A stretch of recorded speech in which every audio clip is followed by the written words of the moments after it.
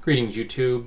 During the uprising in Egypt and in the time period after that, some of the female protesters were questioned by the military police.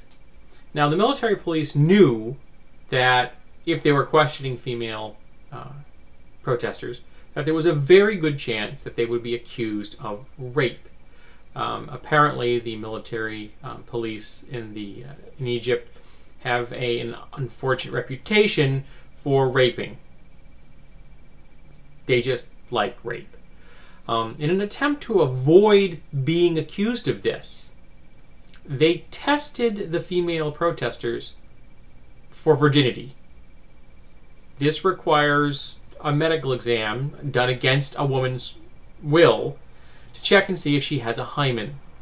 If you don't have a hymen, then officially you're not a virgin. Now let's ignore the fact that you can be born without a hymen and that it is possible to break one's hymen through activity that has nothing to do with sexual intercourse of any kind.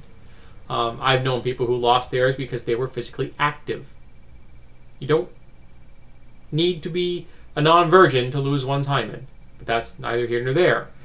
These medical tests were done against the will of the women. So, to show the world that they were not sexually violating women, they sexually violated women.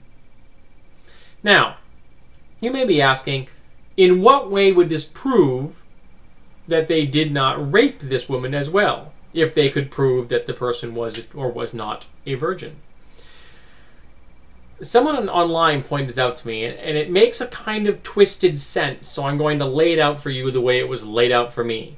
The logic seems to be that if a woman is not a virgin, she is then a whore. And if she is a whore, you cannot rape her.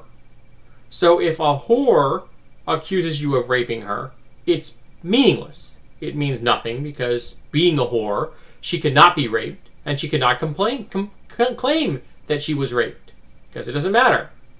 She's a whore. I think that they are missing the definition of rape, which is sexual penetration against one's consent.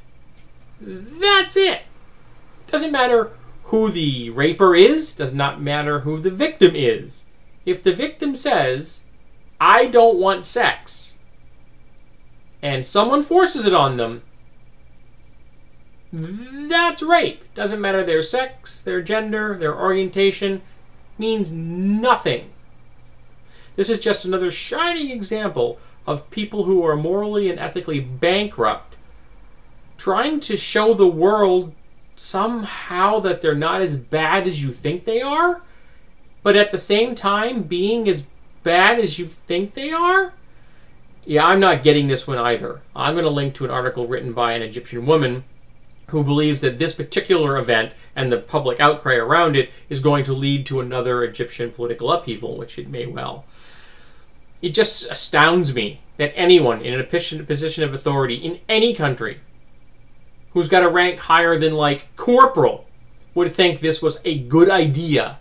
I'm baffled by this one, folks. Anyone out there can shed some light on this? I'm willing to listen.